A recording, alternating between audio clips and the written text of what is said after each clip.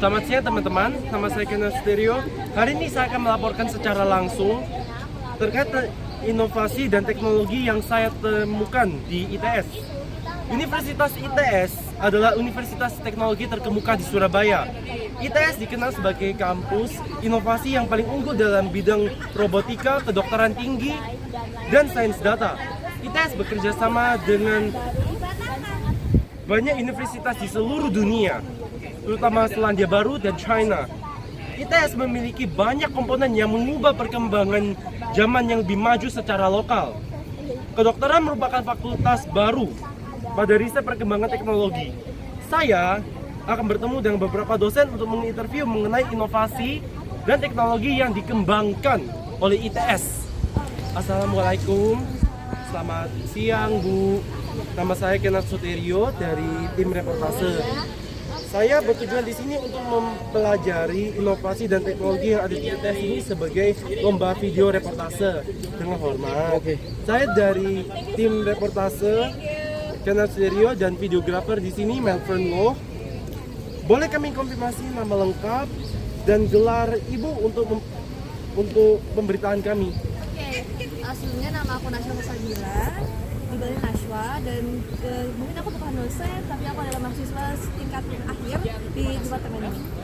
Wah, bagus. Izin saya bertanya beberapa hal mengenai inovasi dan teknologi ITS. Apa saja ciptaan teknologi dari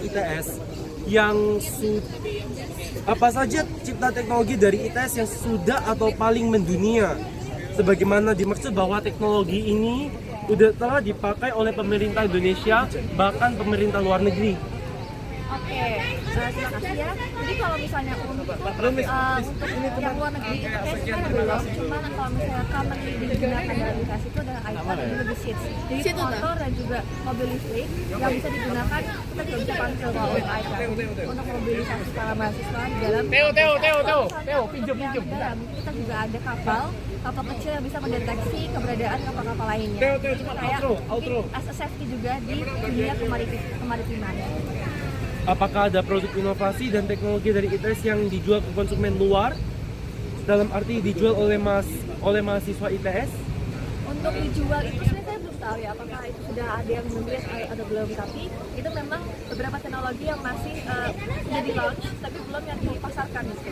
Belum misalnya di retailer atau di blog. Yes. Tapi sepengetahuan saya itu baru inovasi yang baru diluncurkan. Siapa orang yang menjual inovasi ini? Masih belum ada? Kebanyakan itu inovasi itu project ya, itu biasanya para siswa itu kolaborasi juga sama dosen untuk membuat suatu inovasi. Jadi pastinya para mahasiswa di ITS juga berkontribusi untuk membuat inovasi. Bagaimana teknologi ini bisa bekerja? Kalau misalnya kita ngomongin salah satunya ya yang iCar gitu. Ya, Jadi iCar iCar itu kayak mobil golf kurang lebihnya, cuman dia itu adalah yang bisa autonomous driver. Jadi dia nggak perlu ada pengemudinya, cuman kita langsung kasih set aja dia itu mau mengemudi ke arah mana atau sampai sejauh mana. Jadi dia by sensor bekerjanya. Kalau misalnya di jalanan itu dia akan mendeteksi kayak mungkin suatu warna atau aspal tertentu sehingga dia akan berjalan sesuai sama rutenya dia sendiri. Oke. Kapan teknologi ini yang Ibu bilang iCar mulai dikembangkan dan ditemukan oleh para investor baik itu lokal ataupun internasional? Oke, kalau misalnya dikemukakannya itu dan diimplementasi kredibilitas itu kurang lebih 5 atau 6 tahun yang lalu gitu sebelum saya masuk ITS. Cuma kalau misalnya kita ngomong investor lokal atau internasional itu mungkin juga saya belum sangat berpengalaman. Oh iya. Menurut Ibu, mengapa teknologi iCar itu akan menjadi inovasi terpenting untuk generasi masa depan? Karena mungkin kita ngomong otomatis ya, karena kalau misalnya ada otomatis kita mudah terefisiensikan gitu. Dan juga dengan mendukungnya situasi di ITS yang panas, pastinya banyak orang yang mau mobilisasi tanpa jalan kaki dan juga kepada sakit. Dengan iCar ini teman-teman bisa terbantu untuk mobilisasi dari departemen ke departemen lainnya atau ke tempat-tempat yang mereka dituju.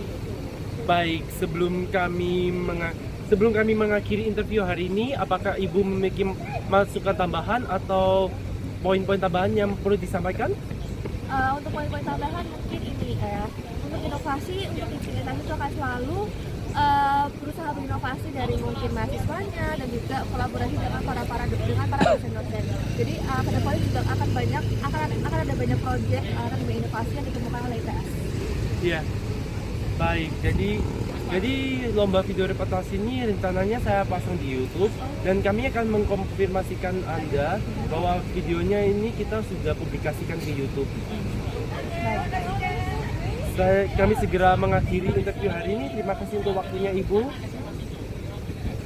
Terima kasih juga kesempatan buat hari ini. Terima kasih semua. Saya kembalikan ke studio. Sampai jumpa dan selamat siang. Thank you.